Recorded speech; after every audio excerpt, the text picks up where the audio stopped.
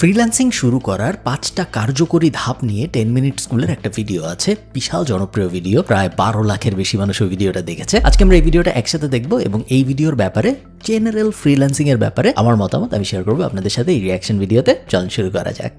কিভাবে ফ্রিল্যান্সিং শুরু করা যায় বলুন তো? একটা কম্পিউটার থাকলেই তো শুরু করা যায়। ভিডিও বানিয়ে বিভিন্ন জায়গায় অ্যাড দেখে আর এখানে সেখানে ক্লিক করলেই তো ফ্রিল্যান্সিং শুরু করা যায়। ইউটিউব দেখে শুরু করা যেতে পারে, অথবা টুকটাক কোনো কোর্স করে।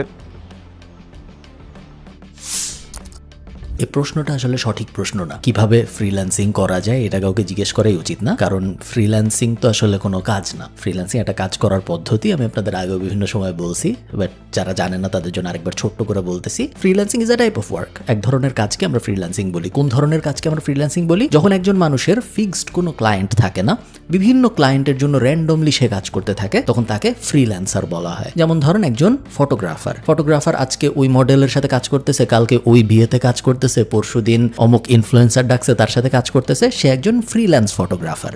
আবার এমনও অনেক মানুষ আছে যারা একটা কোম্পানিতে চাকরি করে ফটোগ্রাফার হিসেবেই। যেমন ধরেন একটা নিউজ অর্গানাইজেশনে বা একটা টেলিভিশনের ডেডিকেটেড ফটোগ্রাফার আছে যারা শুধু ওই কোম্পানিতেই চাকরি করে, ওই কোম্পানির থেকেই সে বেতন পায়। তার মাল্টিপল ক্লায়েন্ট নাই, একটাই ক্লায়েন্ট, ওই কোম্পানি তাকে বেতন দেয়, সেও photographer, but say permanent photographer একটা কোম্পানির। সে চাকরি করতেছে, আর এইখানে অন্য যে ফটোগ্রাফারটার কথা আমি বললাম সে ফ্রিল্যান্সিং করতেছে, কারণ সে একসাথে 5-6 জনের জন্য ফটোগ্রাফি করতেছে। সো ফ্রিল্যান্সার হওয়ার মানে কি আমি এখন বলবো ফটোগ্রাফার কেমনে হয়? না, freelancing is a type of work. একটা কাজের ধরনকে আমরা ফ্রিল্যান্সিং বলি। সেটা ফটোগ্রাফারের জন্য হইতে পারে, গ্রাফিক ডিজাইনার বেতন পায় মাসে, এরকম ফুল টাইম চাকরি করে, এরকমও হয়। আবার ফ্রিল্যান্সারও হয়। ফটোগ্রাফার একজন ফ্রিল্যান্সারও হয়, আবার একজন ফুল টাইম চাকরি করে, এরকম মানুষও হয়। সো ফ্রিল্যান্সিং কিভাবে করে এই কথার কোনো মানে নেই, যেরকম ভাবে চাকরি কিভাবে করে এই কথার কোনো মানে নেই।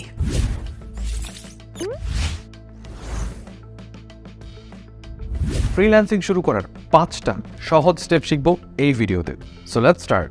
আমার খুব ভালো লাগে যখন কেউ অনেক সুন্দর করে কথা বলে এবং খুব প্রেজেন্টেবল হয়। আমি নিজেও তো প্রেজেন্টেবল না, আপনারা দেখতে পাইতেছেন আমি একটা সবুজ গেঞ্জি পরে র্যান্ডম ভিডিও করতেছি এবং আমার কথাবার্তাও করতেছি, খাইতেছি, এই ধরনের।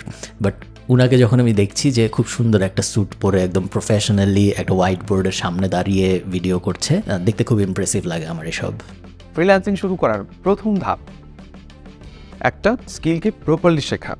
আপনি ফ্রিল্যান্সিং করতে গেলে আপনাকে যে কোনো একটা স্কিল খুব ভালোভাবে শিখতে হবে, জানতে হবে, পারতে হবে, অ্যান্ড দেন আপনি ওই স্কিলটাকে সেল করে আসলে ফ্রিল্যান্স মার্কেট প্লেসে কাজ করতে পারবেন। সো প্রশ্ন এখানে থেকে যায় যে ভাই আমি আসলে ফ্রিল্যান্সিং তো করব, কিন্তু কোন স্কিলটা আসলে শিখবো? কোন স্কিলটা শিখবো এটাতে উনি যাওয়ার আগে আমি